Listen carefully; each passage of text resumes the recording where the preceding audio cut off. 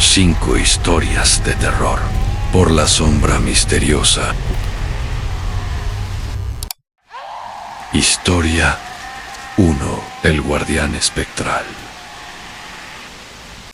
Hay secretos que nunca deberían salir a la luz, verdades tan pesadas que entierran a quien se atreve a desvelarlas. Lo que voy a contarles esta noche es una de esas verdades. Me ha costado años reunir el valor para hablar, y aún ahora, mientras grabo esto, siento que no estoy solo en esta habitación. El frío que me recorre la espalda no es por el clima, es el recuerdo de lo que vi y lo que me vio a mí en Machu Picchu. Todos conocen las postales. El sol saliendo sobre el Huayna Picchu, las llamas pastando tranquilamente entre ruinas majestuosas. Yo era uno de esos turistas, cámara en mano, emocionado por tachar un sueño de mi lista. Viajé con un grupo pequeño, buscando una experiencia más auténtica, alejada de las multitudes. Nuestro guía, un hombre local llamado Mateo, de piel curtida y ojos que parecían guardar la sabiduría de siglos, nos prometió una ruta especial, una que pocos conocían. La primera señal llegó la tarde antes de ascender a la ciudadela. Estábamos en Aguascalientes, el pueblo a los pies de la montaña. Mientras la mayoría de los turistas se agolpaba en los restaurantes, Mateo nos llevó a una pequeña posada al borde del río Urubamba. La noche caía, y el sonido del agua era un rugido constante. Mateo nos reunió y con una seriedad que helaba la sangre, nos dijo: «Mañana subirán a la casa de los dioses, pero recuerden, no son los únicos visitantes. Hay otros, los guardianes. Ellos no usan uniforme ni venden boletos. Respeten su casa. No tomen nada que no sea una foto. No dejen nada que no sean sus huellas. Y por sobre todo, si sienten que no deben entrar en algún lugar, hagan caso a su instinto». Pensé que era parte del folclore local, una forma de añadir misterio a la experiencia. Qué ingenuo fui. Subimos antes del amanecer. La niebla era tan densa que apenas podíamos ver a unos metros.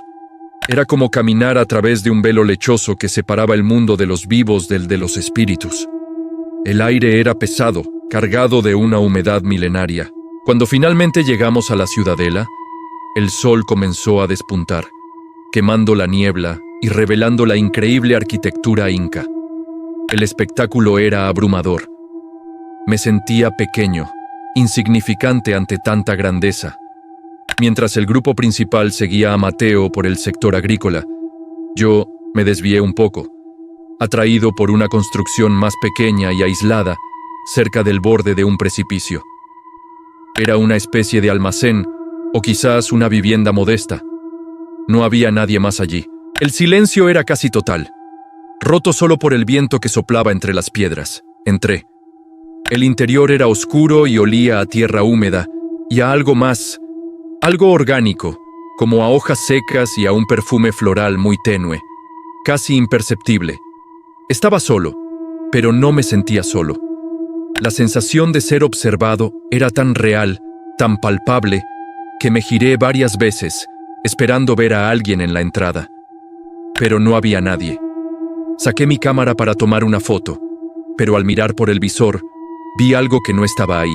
Por una fracción de segundo, en el umbral de una pequeña ventana trapezoidal, vi una silueta.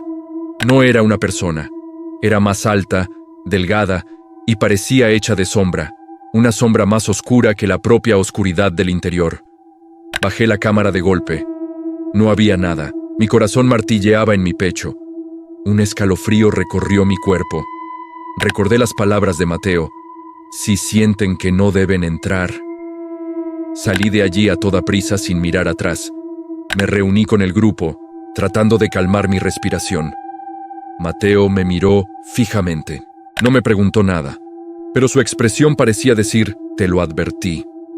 Durante el resto del recorrido, esa sensación de ser vigilado no me abandonó. Cada sombra parecía moverse. Cada rincón oscuro parecía albergar a alguien. Comencé a notar detalles que antes pasaba por alto. Pequeños susurros que parecían cabalgar en el viento, pero que se detenían abruptamente cuando intentabas enfocarte en ellos. Sentía roces fugaces en mi brazo o en mi nuca. como si alguien pasara a mi lado en un pasillo abarrotado, pero estábamos al aire libre, con espacio de sobra. El punto de quiebre ocurrió cerca del Intihuatana, la piedra sagrada que ata al sol. El área estaba acordonada, pero nos acercamos todo lo que pudimos. Mientras Mateo explicaba su significado astronómico, me alejé unos pasos, hacia un muro de piedra perfectamente ensamblado. Me sentí atraído por una grieta entre dos enormes bloques. La curiosidad, esa estúpida y peligrosa curiosidad humana, me pudo. Acerqué mi oído a la grieta. Al principio, solo oí el viento, pero luego, muy débilmente, oí un sonido, un canto. Era una voz femenina, melancólica y gutural, cantando una melodía que no pertenecía a este mundo. No era una grabación, no era otro turista. Venía de dentro de la piedra. Era un lamento tan antiguo y tan lleno de dolor que se me erizó la piel. Y entonces, el canto se detuvo. Y un susurro, claro como el cristal, justo en mi oído, dijo una sola palabra en un idioma que no comprendí, pero cuyo significado sentí en cada célula de mi ser. Largo. Salté hacia atrás como si me hubieran quemado. Tropecé y caí al suelo. El resto del grupo se giró a mirarme. Mateo corrió hacia mí, su rostro una máscara de preocupación y miedo. Me ayudó a levantarme. ¿Qué pasó?, preguntó, pero ya sabía la respuesta. No pude hablar. Solo señalé el muro, temblando. Mateo posó su mano sobre las piedras, cerró los ojos un instante y luego me agarró del brazo con una fuerza sorprendente. Nos vamos. Ahora. Nos sacó de allí a toda prasta, casi arrastrándome. El resto del grupo nos siguió, confundido.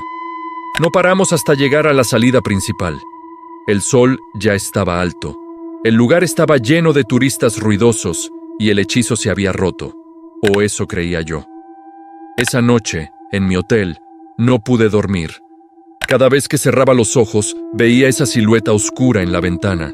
Oía ese lamento saliendo de las piedras y sentía ese susurro helado en mi oído. Dejé la luz encendida, pero no sirvió de nada. En el reflejo oscuro de la ventana de mi habitación, me pareció ver un rostro demacrado, con ojos vacíos, que me observaba desde la oscuridad de afuera. No estaba en el balcón, estaba flotando en el aire. Grité. El personal del hotel vino a ver qué pasaba. Cuando miraron, no había nada. Pensaron que estaba teniendo una pesadilla por la altitud. Pero yo sabía que no era una pesadilla. Sabía que algo se había pegado a mí. Algo que traje conmigo desde la ciudadela. Los años han pasado. He intentado olvidar. He intentado convencerme de que fue mi imaginación, el mal de altura, la sugestión. Pero hay cosas que no se pueden explicar. A veces, en mitad de la noche, me despierto con un frío glacial en la habitación. A veces, escucho susurros en el silencio, palabras en ese idioma desconocido. Y a veces, cuando paso junto a un espejo en la oscuridad, por el rabillo del ojo, veo una silueta alta y delgada parada justo detrás de mí. Nunca volví a Perú. Vendí la cámara con la que tomé esas fotos. No quise volver a verlas. Hay lugares en el mundo que son sagrados por una razón. Son portales, umbrales a otro plano. Y hay guardianes que los protegen. No son fantasmas. No son espíritus en el sentido que entendemos. Son algo más antiguo. Algo que estaba allí mucho antes que los incas y que seguirá allí mucho después de que nosotros nos hayamos ido. Cuentan que a Machu Picchu nunca la encontraron los conquistadores porque la montaña la escondió. Yo creo que no fue la montaña. Fueron ellos, los guardianes, y a veces, cuando un extraño se adentra demasiado, cuando no muestra el respeto debido, le recuerdan quién manda. Le dan una advertencia. Yo recibí mi advertencia. El problema es que creo que no la entendí a tiempo. Creo que no solo me advirtieron, creo que me marcaron. Porque incluso ahora, mientras termino de contarles esto, la luz de mi habitación acaba de parpadear. Y juro que he oído un paso en el pasillo. No vayan a Machu Picchu buscando fantasmas, porque puede que uno de ellos decida seguirlos a casa, y esa es una compañía que nadie desea. Gracias por escuchar. Si te atreves, suscríbete a La Sombra Misteriosa para más relatos prohibidos. Ten cuidado ahí fuera. Las sombras observan. Historia 2. Relato espectral. Imagina esto. Estás solo en casa. La noche es profunda y silenciosa. De repente, escuchas una voz familiar, una que conoces y amas. Tal vez es tu madre llamándote desde la cocina, o tu hijo pidiendo ayuda desde su habitación. Tu corazón da un vuelco y corres hacia el sonido, pero cuando llegas, no hay nadie. Solo un silencio espeso y helado que te envuelve. ¿Qué harías si el sonido más reconfortante del mundo se convirtiera en el engaño más aterrador? Bienvenidos a La Sombra Misteriosa. Hoy nos adentraremos en el escalofriante y retorcido mundo del mimetismo espectral. Un fenómeno donde entidades desconocidas no solo acechan, sino que cazan, usando el sonido como su arma más letal. El mimetismo espectral, también conocido como engaño auditivo paranormal, es la supuesta habilidad de ciertas entidades para imitar sonidos familiares, especialmente voces humanas. No estamos hablando de susurros aleatorios en la oscuridad. Hablamos de una imitación perfecta, calculada y deliberada, diseñada para explotar nuestras emociones y nuestra confianza. El objetivo es simple y aterrador: atraer, engañar y tal vez algo mucho peor. A lo largo de la historia y en todas las culturas existen relatos de este fenómeno. Desde las leyendas de los skinwalkers en la cultura navajo, seres que pueden adoptar formas animales e imitar voces humanas para atraer a sus víctimas a la desolación del desierto, hasta los cuentos del folclore europeo sobre espíritus del bosque que replican el llanto de un bebé para guiar a los viajeros desprevenidos hacia su perdición. Estas no son simples historias para asustar a los niños. Son advertencias ancestrales sobre un peligro que no podemos ver, pero que definitivamente podemos oír. Pensemos en el caso de la familia Perrón, cuya historia inspiró la película El Conjuro. Una de las manifestaciones más aterradoras que reportaron fue escuchar la voz de su madre llamándolos, solo para descubrir que ella estaba en otro lugar de la casa, completamente ajena. Los investigadores paranormales Ed y Lorraine Warren teorizaron que la entidad que atormentaba a la familia usaba esta táctica para generar confusión y miedo, debilitando la voluntad de la familia y haciéndolos más vulnerables. Pero esto no ocurre solo en casas famosamente embrujadas. Sucede en hogares comunes, a gente común. Tomemos el testimonio de Marcos, un joven que compartió su experiencia en un foro de internet. Una noche, mientras estudiaba hasta tarde, escuchó a su hermana pequeña, Sofía, llamarlo por su nombre desde el pasillo. La voz era clara, un poco asustada. «Marcos, ven», dijo. Preocupado se levantó y fue a su habitación, pero la encontró profundamente dormida. Confundido, volvió a su escritorio, atribuyéndolo al cansancio. Minutos después, la misma voz, esta vez desde la puerta principal. «Marcos, abre, me quedé afuera». El pánico se apoderó de él. Sabía que Sofía estaba en su cama. Corrió a comprobar y, efectivamente, seguía dormida. Lo que fuera que estaba afuera, imitando la voz de su hermana, quería entrar. Marcos pasó el resto de la noche atrancado en su habitación, escuchando cómo la voz de su hermana se volvía cada vez más insistente, luego suplicante, y finalmente, distorsionada y furiosa, hasta que el amanecer trajo el silencio. ¿Qué son estas entidades? Los expertos en lo paranormal ofrecen varias teorías. Algunos creen que son espíritus inteligentes, almas en pena que han aprendido a manipular el entorno acústico para interactuar con los vivos. Su motivación podría variar desde una simple travesura hasta una malicia pura, disfrutando del terror que provocan. Otra teoría, aún más perturbadora, sugiere que no son humanos en absoluto. Se habla de entidades inhumanas, a veces llamadas demoníacas o elementales, que carecen de la capacidad de comunicarse por sí mismas y por lo tanto toman prestadas las voces que nos son familiares. Como un parásito que se alimenta de nuestras conexiones emocionales, utilizan la voz de un ser querido como un señuelo, una llave para abrir la cerradura de nuestra confianza y acceder a nuestro mundo. Piensa en la psicología detrás de esto. ¿Qué es más efectivo para bajar nuestras defensas que la voz de alguien a quien amamos? Es un instinto primordial. Si escuchas a tu hijo gritar, no te detienes a pensar, simplemente actúas. Estas entidades lo saben. Explotan nuestra biología, nuestro amor y nuestro instinto de protección en nuestra contra. Es una forma de caza increíblemente sofisticada y cruel. Consideremos otro relato, el de Clara, una guardabosques que trabajaba en un vasto parque nacional. Durante una patrulla nocturna, a kilómetros de cualquier civilización, comenzó a escuchar risas de niños. Al principio, pensó que eran campistas perdidos y siguió el sonido, adentrándose más en la espesura del bosque. Las risas siempre parecían estar justo un poco más adelante, guiándola por senderos cada vez más peligrosos y desconocidos. Cuando se dio cuenta de que había estado caminando en círculos durante casi una hora y que el sol comenzaba a ponerse, el miedo real la invadió.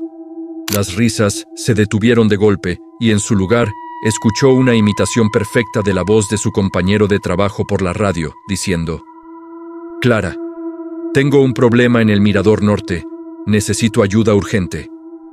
Pero su radio estaba apagada. Lo que sea que estaba en ese bosque, la estaba cazando, usando los sonidos que sabía que la harían moverse, que la harían vulnerable. Logró encontrar el camino de regreso al amanecer, pero juró nunca volver a patrullar sola por la noche. La tecnología moderna nos ha dado otra capa de este fenómeno. Ahora hay informes de voces fantasmales que imitan a seres queridos a través de dispositivos electrónicos. Llamadas telefónicas de números desconocidos con la voz de un familiar fallecido, o mensajes de voz extraños que aparecen de la nada. ¿Es una falla técnica, una broma cruel, o es el mimetismo espectral adaptándose a nuestra nueva forma de comunicarnos? Una de las preguntas más inquietantes es: ¿por qué lo hacen? ¿Cuál es el objetivo final? Si solo buscan asustar, ciertamente lo logran. Pero muchos relatos sugieren un propósito más oscuro. En muchas leyendas, seguir la voz conduce a la perdición. Un acantilado, un pantano, un pozo abandonado o simplemente la desaparición total. Parece ser una trampa. No quieren solo asustarte en tu casa, quieren que salgas. Quieren que vayas hacia ellos. ¿Y qué pasa si respondes? Los demonólogos y psíquicos advierten unánimemente contra esto. Responder a la voz, llamarla por el nombre que crees que es darle permiso, es reconocerla, es abrir una puerta que podría ser imposible de cerrar. Al responder, estás confirmando que el señuelo funcionó y te estás identificando como la presa. Así que la próxima vez que estés solo y escuches un sonido familiar fuera de lugar, detente. Piensa. Usa la lógica antes que la emoción. Verifica la fuente. Llama a esa persona por teléfono, si es necesario. No corras ciegamente hacia la voz en la oscuridad. Porque podría no ser tu madre, tu hijo o tu amigo. Podría ser algo más, algo antiguo y paciente, que ha aprendido la canción perfecta para atraerte. Algo que sabe tu nombre, y lo que es peor, sabe los nombres de las personas a las que amas. La noche es larga y está llena de ecos. Algunos son recuerdos, otros son el viento, pero algunos son una invitación a un juego del que podrías no salir. La próxima vez que escuches tu nombre susurrado en una habitación vacía, recuerda esto. El silencio puede ser inquietante, pero a veces lo que rompe el silencio es infinitamente peor. No respondas. No sigas la voz. No te conviertas en otra historia de advertencia susurrada en la oscuridad. Porque mientras tú estás escuchando, algo más te está observando, esperando que caigas en la trampa. Y una vez que lo haces, una vez que sigues esa voz familiar hacia las sombras, ¿quién imitará tu voz para llamar al siguiente? Gracias por acompañarnos en La Sombra Misteriosa. Si te ha gustado este viaje a lo desconocido, no olvides suscribirte y activar las notificaciones. Y recuerda, la próxima vez que la duda te asalte en la soledad de la noche, no estás solo. Algo más podría estar ahí contigo, imitando, esperando, Buenas noches. Historia 3. Legados malditos. Bienvenidos a La Sombra Misteriosa. Hoy no hablaremos de fantasmas que acechan en casas abandonadas, ni de monstruos que se ocultan en la oscuridad. Hoy vamos a explorar un terror mucho más íntimo, más personal. Un horror que no puedes dejar atrás, porque lo llevas en la sangre. Imagina una maldición, una cadena invisible forjada en el pasado distante, que se aferra a tu familia, generación tras generación. Cada desgracia, cada tragedia inexplicable, cada susurro de locura. ¿Y si todo se remonta a un único acto, una transgresión olvidada que condenó a un linaje entero? Acompáñenme a desenterrar los escalofriantes orígenes de los legados familiares malditos y a descubrir los pactos aterradores que aún hoy resuenan a través del tiempo. Las historias de maldiciones familiares son tan antiguas como la propia humanidad. No son solo cuentos para asustar a los niños, son advertencias, ecos de un miedo primordial, la idea de que los pecados de los padres recaen sobre los hijos y sobre los hijos de sus hijos. Pero, ¿de dónde surge una maldición tan potente?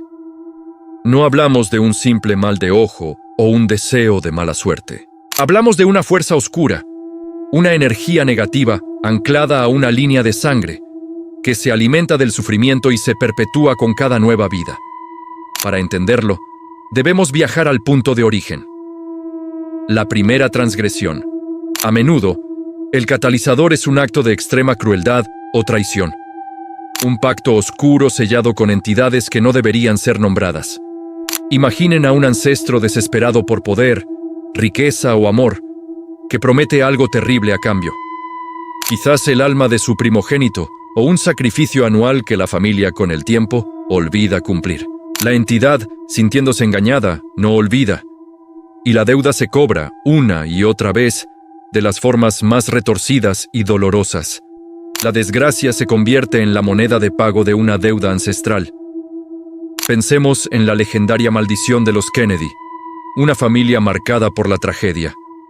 Asesinatos, accidentes, enfermedades repentinas. Muchos lo atribuyen a la mala suerte, pero otros susurran sobre una maldición lanzada por el padre de un rabino, después de que Joseph Kennedy, el patriarca, ofendiera a su comunidad. O la historia de la familia von Erich, titanes de la lucha libre, donde 5 de 6 hermanos murieron jóvenes y en circunstancias trágicas. ¿Coincidencia? ¿O el eco de un pacto que salió terriblemente mal? Estas maldiciones no siempre se manifiestan con muertes espectaculares. A veces son más sutiles, más insidiosas. Un patrón de enfermedades mentales que recorre cada generación. Una tendencia inexplicable hacia la autodestrucción, el alcoholismo, la adicción. Una pobreza persistente que ninguna cantidad de esfuerzo parece poder romper. Es como si una mano invisible empujara constantemente a la familia hacia el abismo. Los miembros de la familia pueden sentirlo, una sensación de pesadez, de fatalidad ineludible, como si estuvieran luchando contra una corriente que siempre los arrastra hacia abajo. Uno de los casos más documentados, aunque envuelto en el folclore, es el de la familia Bragadino en la Venecia del siglo XVII. Se dice que un antepasado, un rico comerciante, robó una reliquia sagrada de un monasterio bizantino. El abad, al descubrir el sacrilegio, no lanzó una maldición con palabras, sino con un ritual. Ató el destino de la familia a la reliquia robada. Mientras la reliquia estuviera fuera de su lugar sagrado, la familia Bragadino no conocería la paz. La historia cuenta que sus hijos nacieron con deformidades, sus barcos se hundieron en mares tranquilos y su fortuna se convirtió en cenizas. La maldición solo se rompería si la reliquia era devuelta. Pero con el tiempo, la familia olvidó dónde la habían escondido. La llave de su liberación estaba perdida, y la condena se hizo eterna. Lo más aterrador de estas maldiciones es su inteligencia perversa. Parecen adaptarse, atacan los puntos débiles de cada generación. Si un miembro de la familia anhela el amor, encontrará parejas que lo traicionen o lo lleven a la ruina. Si otro busca el éxito profesional, estará a punto de alcanzarlo solo para que un accidente o una calumnia se lo arrebate todo en el último momento. La maldición no solo busca causar dolor, busca quebrar el espíritu. Su objetivo es la desesperación total, el momento en que la víctima finalmente entiende que no hay escapatoria. Pero, ¿cómo se transmite esta energía oscura? Algunos ocultistas creen que la maldición se adhiere al ADN espiritual de una familia, una mancha en el alma que se hereda como el color de los ojos o la forma de la nariz. Otros hablan de entidades parasitarias, espíritus vengativos o demonios menores que se asignan a un linaje. Estos seres se alimentan de la energía negativa generada por el sufrimiento de la familia, creando un ciclo vicioso. Cuanto más sufren, más fuerte se hace la entidad, y más sufrimiento puede infligir. Consideren la historia de los Winchester, la familia detrás de los famosos rifles. Sarah Winchester, la heredera de la fortuna, estaba convencida de que su familia estaba maldita por los espíritus de todos los que habían muerto a causa de sus armas. Un médium le dijo que la única forma de apaciguar a los espíritus vengativos era construir una casa para ellos, y nunca dejar de construirla. El resultado fue la mansión Winchester, un laberinto de pasillos que no llevan a ninguna parte, escaleras que suben al techo y puertas que se abren a caídas de varios metros. Sarah creía que si dejaba de construir, los espíritus la encontrarían y se la llevarían. La maldición la condenó a una vida de miedo constante y a un proyecto de construcción sin fin, una prisión que ella misma erigía día tras día. El terror real de una maldición familiar no es solo la tragedia en sí, sino la erosión de la realidad. Cuando los patrones de desgracia se vuelven tan consistentes, tan predecibles, la línea entre la mala suerte y una fuerza malévola y consciente se difumina. Los miembros de la familia empiezan a verse unos a otros no como parientes, sino como portadores de la misma enfermedad. El nacimiento de un nuevo hijo no es una alegría, sino la llegada de una nueva víctima. Las relaciones se envenenan con el miedo y la sospecha. ¿Seré yo el próximo? ¿He traído esta condena a mis propios hijos? Romper una maldición familiar es una tarea casi imposible, precisamente porque sus orígenes suelen estar perdidos en el tiempo. Requiere un viaje hacia el pasado, un acto de detective paranormal para descubrir la transgresión original. ¿Quién fue el ancestro que cometió el pecado? ¿Qué pacto hizo? ¿Cuál fue el precio? A menudo, la respuesta está oculta en viejas cartas, diarios olvidados en un desván o en las leyendas susurradas por los miembros más ancianos de la familia, aquellos cuyas advertencias fueron ignoradas como simples supersticiones. Una vez que se conoce el origen, el siguiente paso es la expiación. A veces, requiere un acto simbólico, devolver un objeto robado, pedir perdón en nombre del ancestro o realizar un ritual de purificación. Pero en los casos más graves, la solución puede ser mucho más oscura. Algunas leyendas hablan de la necesidad de un sacrificio, de pagar la deuda de sangre con más sangre, una idea terrible que lleva a la desesperación. Otras sugieren que la única forma de romper la cadena es que la línea de sangre termine, que el último descendiente elija no tener hijos, poniendo fin al legado y a la maldición para siempre.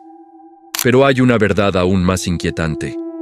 ¿Y si la maldición no quiere ser rota? ¿Y si la entidad que la alimenta ha invertido demasiado tiempo y energía en esa familia como para dejarla ir?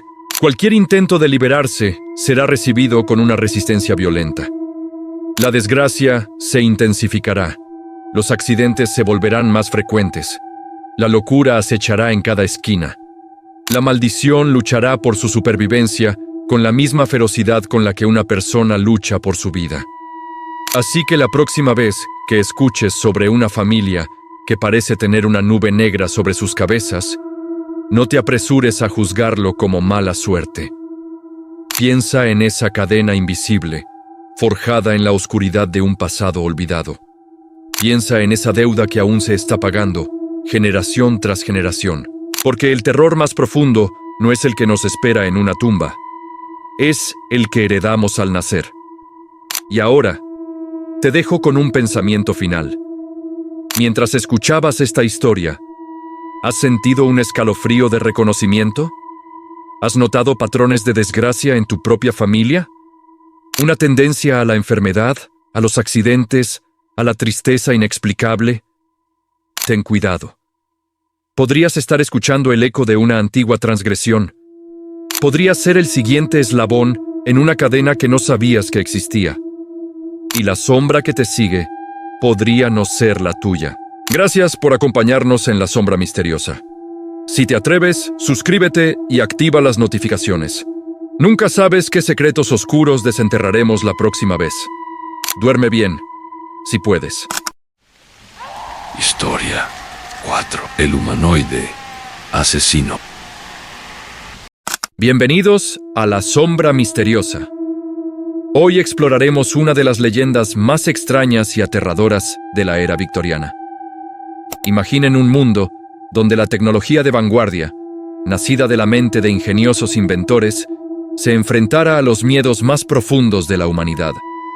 En el corazón del neblinoso Londres del siglo XIX, entre talleres llenos de engranajes y vapor, surgió un relato escalofriante. La historia de un cadáver mecánico que, según se decía, albergaba un espíritu inquieto. ¿Qué pasaría si las mismas máquinas diseñadas para imitar la vida se convirtieran en un aterrador presagio de muerte? Esta es la historia del cadáver de relojería, una creación que desdibujó la línea entre la maravilla y el horror. La era victoriana fue un tiempo de contrastes. Por un lado, la revolución industrial impulsaba un progreso sin precedentes. Locomotoras de vapor cruzaban el país, las ciudades se iluminaban con gas y los inventores soñaban con un futuro impulsado por máquinas. Pero por otro lado, era una época profundamente marcada por la muerte. Las tasas de mortalidad eran altas. Las enfermedades se propagaban con rapidez y la vida era frágil. Esta cercanía constante con la muerte generó una fascinación morbosa por lo macabro, el más allá y el espiritualismo. Las sesiones de espiritismo se convirtieron en un pasatiempo popular en los salones de la alta sociedad. Y la gente buscaba desesperadamente una conexión con sus seres queridos fallecidos. En este caldo de cultivo de innovación y superstición nació el cadáver de relojería. La leyenda cuenta que fue obra de un relojero e inventor solitario llamado Alistair Finch. Finch era un genio. Un hombre obsesionado con la idea de crear vida a través de la mecánica. Pasaba días y noches encerrado en su taller, rodeado de diagramas complejos, piezas de latón y mecanismos de relojería. Su objetivo no era simplemente crear un autómata que pudiera realizar tareas simples como los que entretenían a la nobleza. No, su ambición era mucho mayor. Quería replicar el cuerpo humano en su totalidad, crear una máquina tan perfecta que fuera indistinguible de una persona real.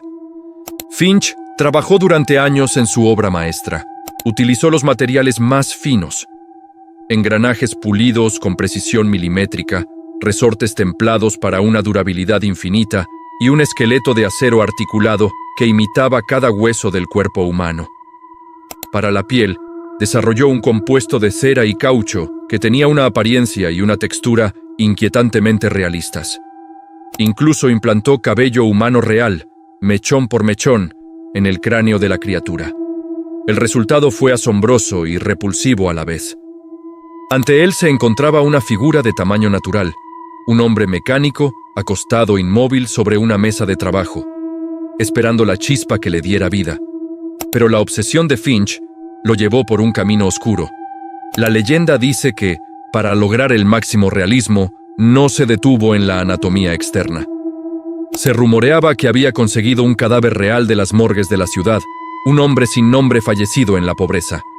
Lo estudió, lo diseccionó, aprendió cada detalle del funcionamiento interno del cuerpo humano y se dice que incluso incorporó partes orgánicas en su creación mecánica, fusionando lo muerto con lo artificial de una manera profana.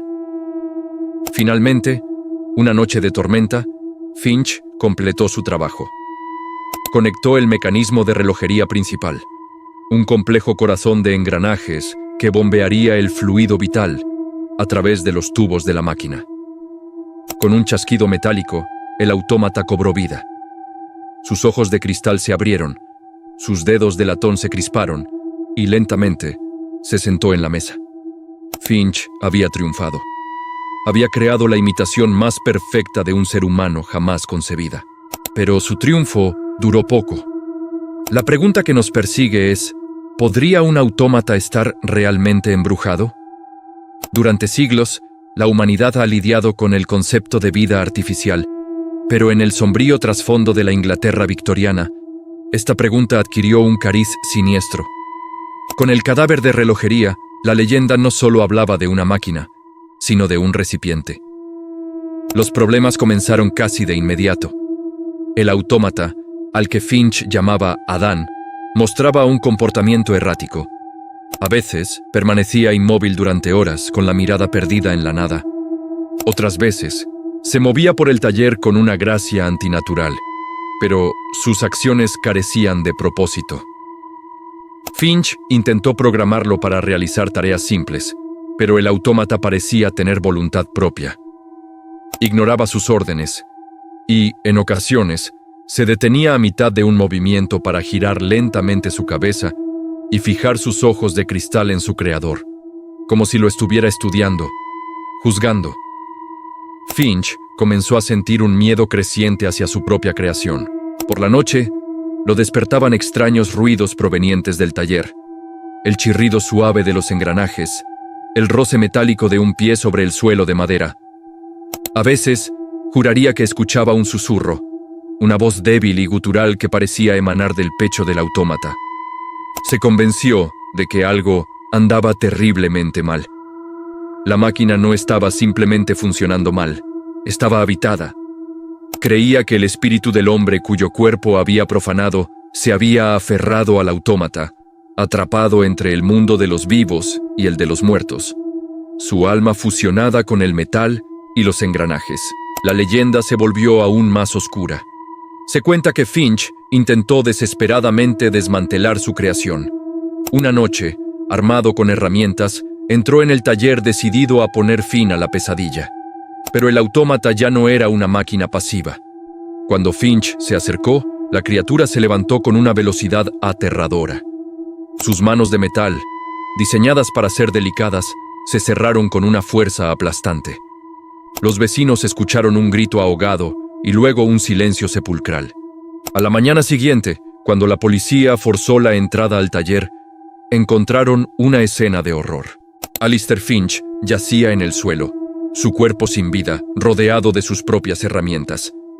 La causa de la muerte era incierta, pero su rostro estaba congelado en una máscara de terror absoluto. Del cadáver de relojería no había ni rastro.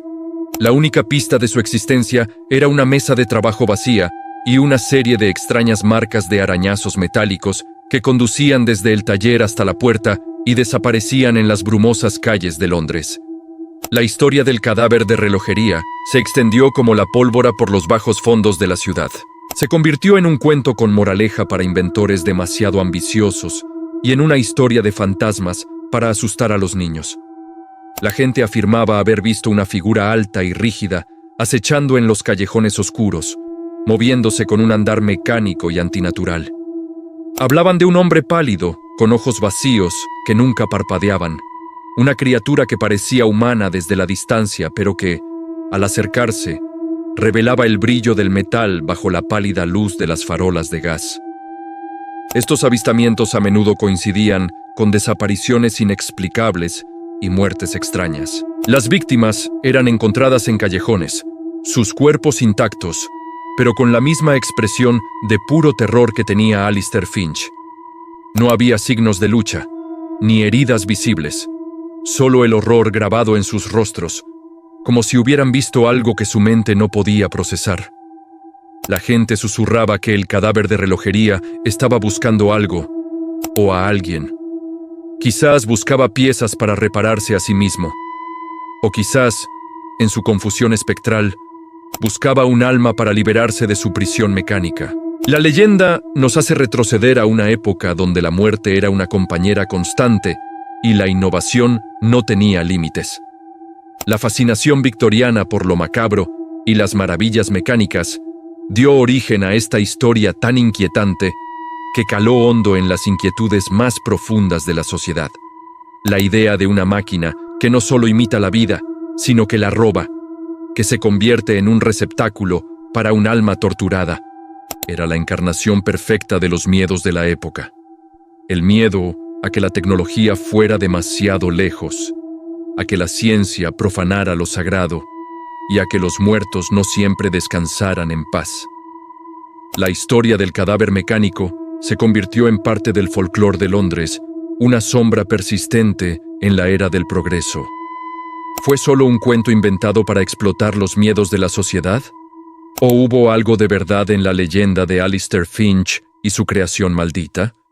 No existen registros oficiales de un inventor con ese nombre, ni informes policiales que corroboren los detalles. Pero la ausencia de pruebas no hace que la historia sea menos aterradora. De hecho, la hace aún más inquietante. El cadáver de relojería representa el miedo a lo desconocido dentro de lo conocido. El horror de ver algo familiar, como la forma humana, retorcido en algo completamente ajeno y amenazante.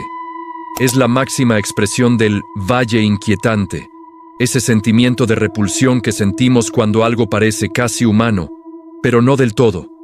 La leyenda del cadáver de relojería nunca murió del todo. Se desvaneció con el tiempo, convirtiéndose en una nota a pie de página en los anales de lo extraño. Pero algunos dicen que la criatura nunca fue destruida, que sigue ahí fuera, en algún lugar. Quizás con el paso de las décadas, aprendió a moverse de manera más fluida, a reparar y mejorar su cuerpo mecánico, a ocultar su verdadera naturaleza con más eficacia. Imaginen por un momento que la leyenda es cierta. Imaginen una máquina centenaria, impulsada por un espíritu vengativo, caminando entre nosotros. Podría estar en cualquier lugar, en una multitud, en un tren subterráneo, observando desde la ventana de un edificio abandonado. Una figura que parece humana, pero que bajo una inspección más cercana revela un movimiento demasiado perfecto, una piel demasiado lisa, unos ojos que no parpadean. Y aquí es donde el verdadero horror se asienta. La leyenda dice que el autómata no solo mata. A veces simplemente observa. Se siente atraído por personas solitarias, por aquellos que, como su creador, están obsesionados con sus propias creaciones, ya sean artistas, escritores o programadores. Se para en la oscuridad, fuera de sus ventanas, y simplemente mira, noche tras noche. Su presencia es una presión silenciosa, un recordatorio constante de que algo antinatural está cerca. La gente siente que la observan, se vuelven paranoicas, su salud mental se deteriora hasta que finalmente se quiebran, atrapadas en el terror silencioso de ser el objeto de la fijación de una entidad sin alma. Piensen en esto la próxima vez que estén solos por la noche, trabajando hasta tarde. Si escuchan un ruido extraño afuera, un ligero chirrido metálico que el viento no puede explicar. Si sienten la inconfundible sensación de que alguien los observa desde la oscuridad, no se molesten en mirar. Podría ser él, el cadáver de relojería. Y si sus ojos de cristal se encuentran con los suyos, ya será demasiado tarde, porque no se puede razonar con una máquina, y no se puede escapar de un fantasma. Gracias por acompañarnos en La Sombra Misteriosa. Si te atreves, suscríbete para más historias desde los rincones más oscuros de la historia y la imaginación. Hasta la próxima, y trata de dormir bien.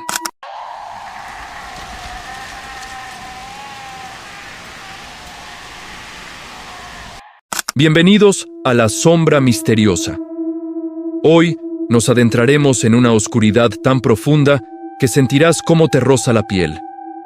Imagina que cada uno de tus movimientos está bajo control, que tu cuerpo ya no te pertenece, retorcido por una fuerza invisible. Esto no es solo una pesadilla, es la aterradora realidad para las víctimas de la leyenda urbana del titiritero silencioso.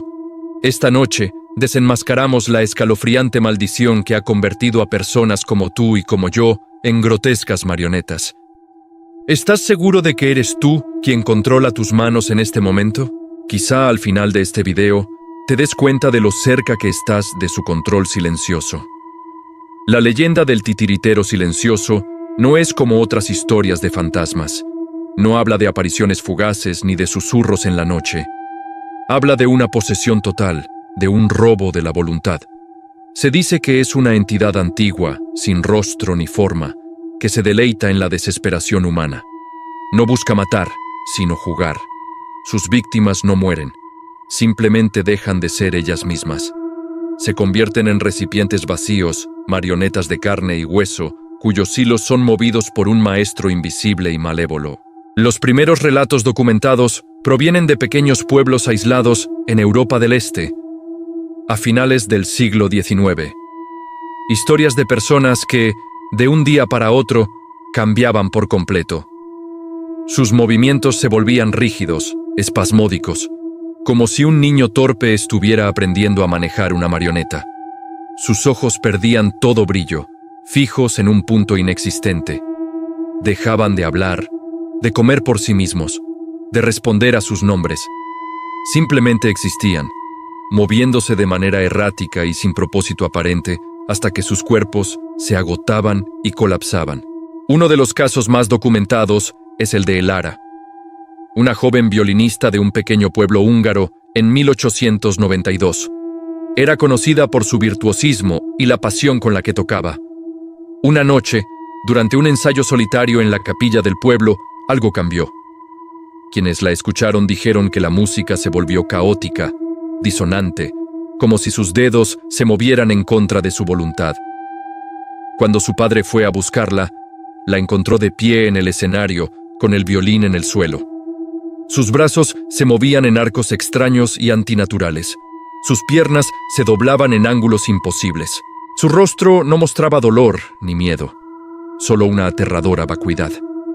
Elara vivió así durante 3 años, una muñeca rota en su propia casa, hasta que su corazón simplemente se detuvo.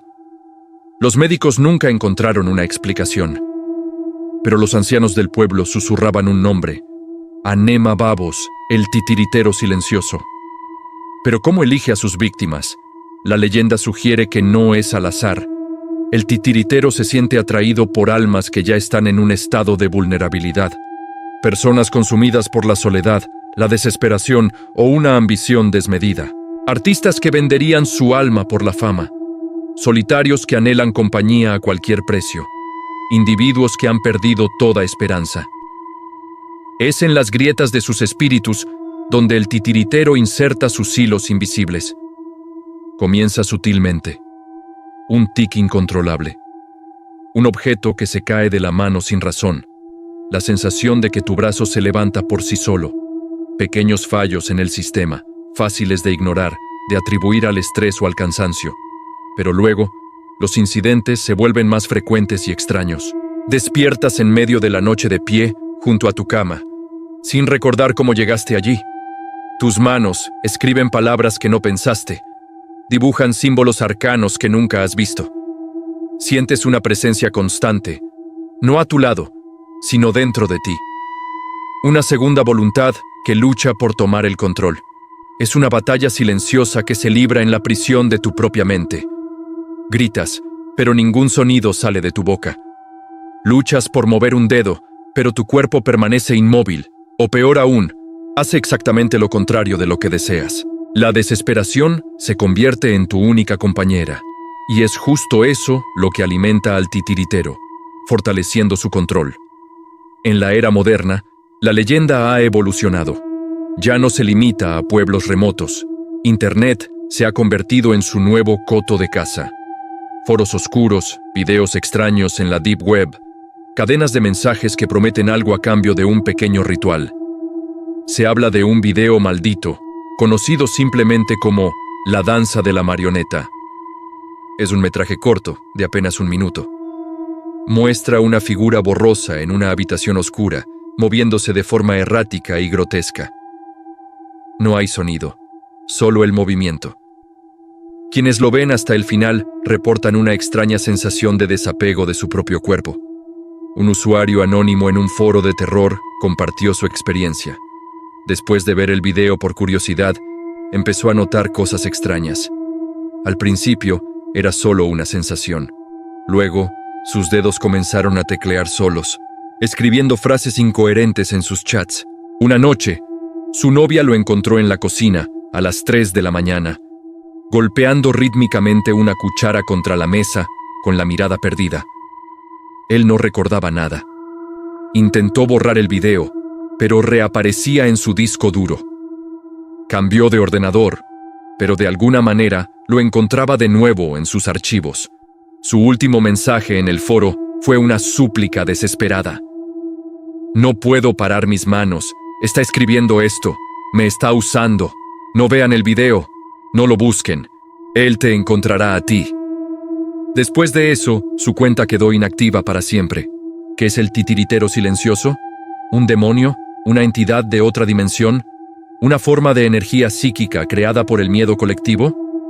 Algunas teorías sugieren que es un egregor, una forma de pensamiento que ha cobrado vida propia a través de siglos de creencia y miedo.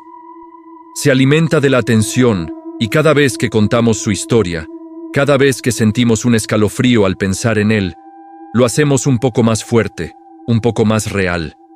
El verdadero horror de esta leyenda no es la muerte. Es la pérdida absoluta de la autonomía. Imagina ser un pasajero en tu propio cuerpo. Ver a través de tus ojos cómo tus manos lastiman a quienes amas. Escuchar cómo tu voz dice cosas horribles, mientras tu verdadero yo grita en un silencio eterno desde lo más profundo de tu ser. Ser un espectador de la destrucción de tu propia vida, incapaz de hacer nada más que mirar. Esa es la verdadera maldición del titiritero, un infierno personal y eterno del que no hay escapatoria. Los símbolos que a veces aparecen asociados a la leyenda son particularmente inquietantes. Una espiral que se cierra hacia adentro, a menudo dibujada por las propias víctimas en sus momentos de lucidez. Representa la mente atrapada, el laberinto sin salida. Otro símbolo es una mano con 5 hilos que salen de las puntas de los dedos, conectándose a nada, al vacío.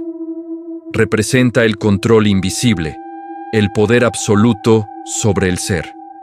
Si alguna vez encuentras estos símbolos dibujados en una pared, grabados en un banco del parque o garabateados en un papel abandonado, aléjate. Es una señal, una marca de su territorio. Piensa en esto por un momento. ¿Cuántas veces has actuado por impulso? ¿Has dicho algo que no querías decir? ¿Has sentido una extraña compulsión de hacer algo sin saber por qué? Lo atribuimos a la psicología, a nuestro subconsciente. Pero, ¿y si no fuera así? ¿Y si esos fueran los primeros y más sutiles tirones de los hilos? El titiritero es paciente. Puede esperar años, décadas, tejiendo su red lentamente a tu alrededor, esperando el momento perfecto de debilidad para dar el tirón final. Y ahora llegamos a la parte más oscura. No hay un método conocido para romper la maldición. Los exorcismos han fallado. La ciencia no tiene respuestas. Una vez que el titiritero te elige, tu destino está sellado. Solo puedes esperar a que se aburra de su juguete y te deseche, dejando un cascarón vacío cuyo corazón, eventualmente, dejará de latir. Te pregunté al principio si estabas seguro de controlar tus propias manos. Ahora te lo pregunto de nuevo. Mientras has estado viendo este video, absorto en la historia, ¿has sido consciente de tu cuerpo? ¿De tu postura? ¿De la forma en que sostienes tu teléfono o del clic del ratón bajo tu dedo? Quizás has estado tan quieto, tan inmóvil, que no te has dado cuenta. Quizás has estado tan paralizado por el miedo que le has dado la oportunidad perfecta para empezar a tirar de los hilos. Mira tus manos ahora mismo. Levanta una. ¿La has levantado tú o te la han levantado? Siente el aire en tu piel. Siente el latido de tu corazón. Aférrate a esas sensaciones, porque podrían ser las últimas que controles por ti mismo. El titiritero silencioso siempre está escuchando, siempre está observando, buscando una nueva marioneta para su colección. Y tal vez su próxima obra maestra seas tú. Gracias por acompañarnos en La Sombra Misteriosa. Si te atreves, suscríbete y activa las notificaciones. Pero ten cuidado. La próxima vez que sientas un tic involuntario, no estarás tan seguro de que sea solo eso. Dulces pesadillas. No olvides seguir a La Sombra Misteriosa para más videos.